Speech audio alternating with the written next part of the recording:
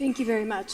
Now, my first question is for the four of you. You discussed the need for Beijing to do more to rein in North Korea's aggression, but so far, China has been largely silent on North Korea's deployment of troops to help Russia's war effort. What do you make of this silence? What do you want to see? What specific steps would you like to see happen next? And is now the time for South Korea to supply offensive arms to Ukraine? And then over to the Middle East, if I may, Secretary Austin, Secretary Blinken, do you see a Lebanon ceasefire deal coming together? Is that on the horizon? And then in Gaza, the U.S. has been pushing Israel for answers on that devastating strike in Bet Lahia for days now, to no avail. Also, the letter you sent to the Israeli government called for the creation of a new channel on civilian harm incidents by the end of this month. So far, it doesn't appear that has happened. Has anything changed on either of those fronts? And if not, how do you justify continuing to arm a foreign power that won't cooperate? Any more? I'm happy to start.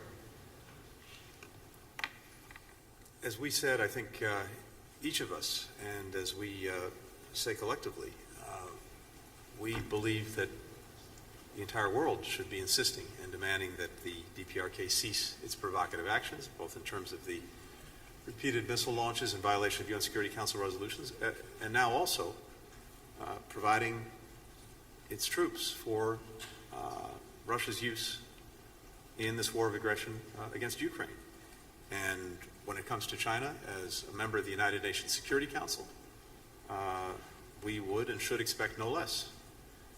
And we've had communications with China. In fact, we had a robust conversation just this week, and I think they know well the concerns that we have and the expectations that both in word and deed, they'll use the influence that they have to work to curb these activities. So we'll see if they take action. But I think this is a demand signal that's coming not just from us, but from countries around the world that see what the DPRK is doing, both in the immediate region on the Korean Peninsula, but also what it's doing in Europe. Now, it's also very important to note that this is a two-way street between DPRK and Russia. We're seeing what DPRK is providing to Russia in terms of troops. We're very focused on and concerned about what Russia might be doing in order to enhance the DPRK's capacities, its military capacity. That too should be of real concern to China because it's profoundly destabilizing in the region. On Lebanon, let me just say that we are working very hard and making progress on reaching understandings of what would be required for the effective implementation of UN Security Council Resolution 1701. This would be the basis of a diplomatic resolution to the crisis. It's important to make sure that we have clarity, both from Lebanon and from Israel, about what would be required under 1701 to get its effective implementation. The withdrawal of Hezbollah forces from the border, the deployment of the Lebanese armed forces, the authorities under which they'd be acting, an appropriate enforcement mechanism. And I can tell you that based on my recent trip to the region, the work that's ongoing right now, we have made good progress on those understandings. We still have more work to do, but that's what's necessary to get us to a diplomatic resolution, including through a ceasefire.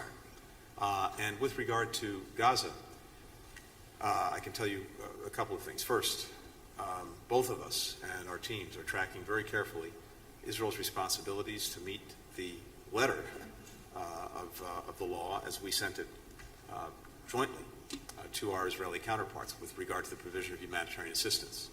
And there's been real progress, but insufficient, and we're working on a daily basis to make sure that Israel does what it must do to ensure that this assistance gets to people who need it inside of Gaza.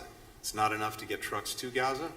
It's vital that what they bring with them can get distributed effectively inside of Gaza. And one other thing on this very quickly. One of the things that has been successful in recent months was the polio vaccination campaign for hundreds of thousands of Palestinian children in Gaza. But in order for that campaign to be concluded, we have to complete a second round of vaccinations. And these vaccinations have to happen within a certain period of time from the first round of vaccinations. It is urgent that this be completed in the days ahead, and we're looking to Israel to facilitate that action. And then finally, sorry for going on so long, for many months, Israel's made clear that the strategic objectives that it had in Gaza in making sure that October 7th and the horrors of October 7th could never happen again were the effective dismantlement of Hamas's military capacity, its organized military capacity, and the elimination of the leaders who were responsible for October 7th. So, both of those goals have been achieved. And the focus now must be on ending the war, and in the meanwhile, making sure that people who need the assistance for food, for medicine, and other basic humanitarian needs get the assistance that they need. So, with respect to the PRC in this latest development with DPRK troops in Russia, we're speaking to countries throughout the region about this alarming development, and that includes, as Tony pointed out, it includes the PRC. And I would refer you to the PRC for their position, but if China is serious about its desire for de-escalation, it should be asking Russia some hard questions at this point, and whether it intends to broaden this conflict by this kind of behavior.